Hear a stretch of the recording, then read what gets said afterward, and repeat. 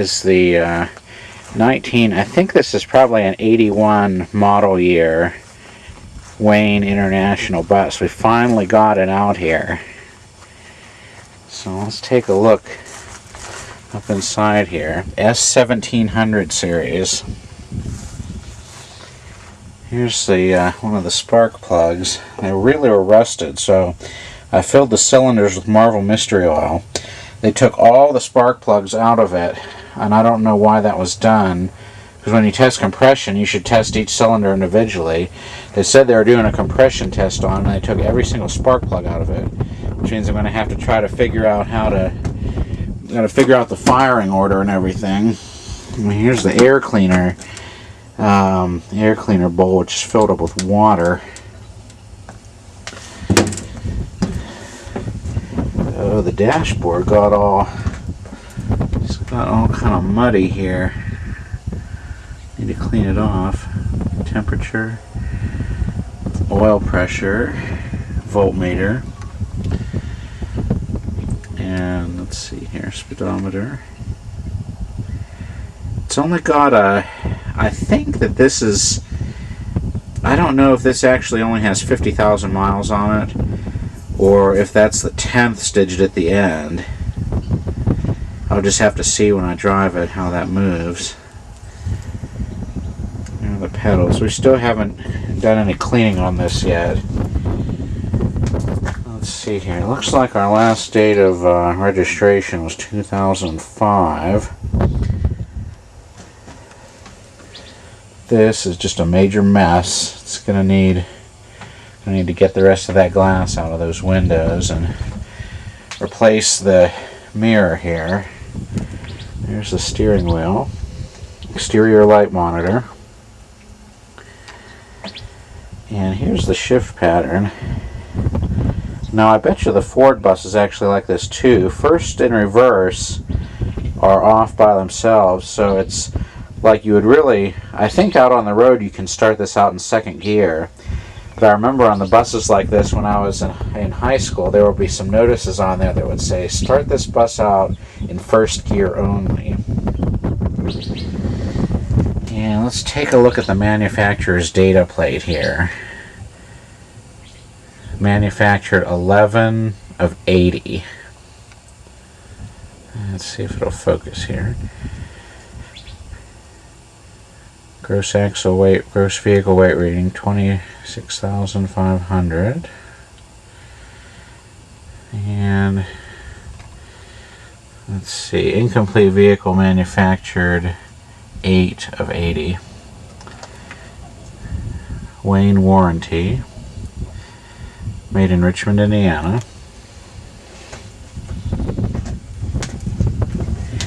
Does have air brakes.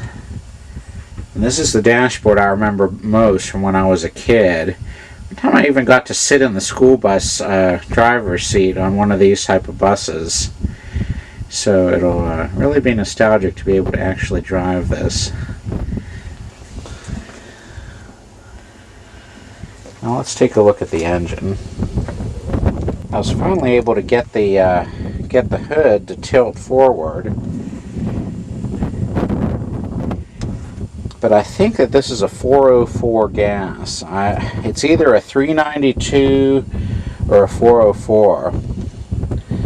I put Marvel Mystery Oil into the cylinders and filled them up. So when we first crank it over, we'll leave the spark plugs out so the Marvel Mystery Oil doesn't get compressed in there. I'm going to try and just loosen up those rings. It's got a 4-barrel Holley carburetor. I poured some Marvel Mystery Oil down into the intake manifold as well. It's got the Pertronix igniter in there. Let's see if we can open up the distributor cap. It's got the Pertronix igniter and the Pertronix rotor. It would have originally used points, just like all the other Internationals, but maybe somebody can help identify this as positively being a 404. Something tells me that that's probably what it is. Come around to the other side now.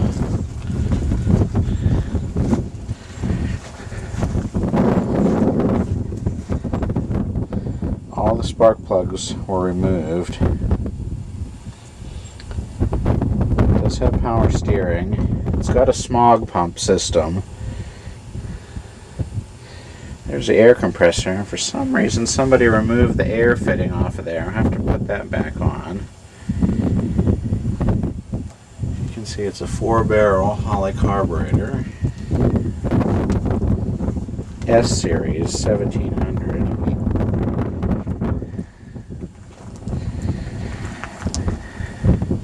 And I may not completely detach this top. I may just try to remove the frames from these just to have like those kind of buses you see at the zoo or something. It's kind of an open side touring bus. I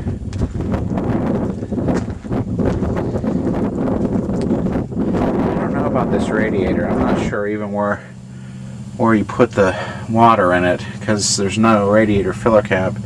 I know sometimes on these there was a reserve coolant tank somewhere. I may just have to unscrew this thing off of the top of it here to be able to fill it up, check the water level.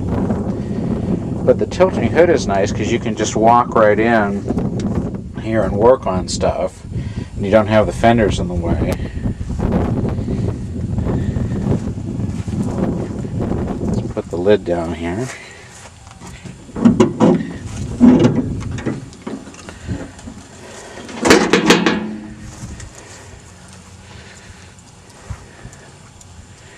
So the first step will be to just crank it over with Marvel Mystery Oil on the cylinders and see what that does. Then we can get the firing order identified, get new spark plugs, and actually test starting up the engine.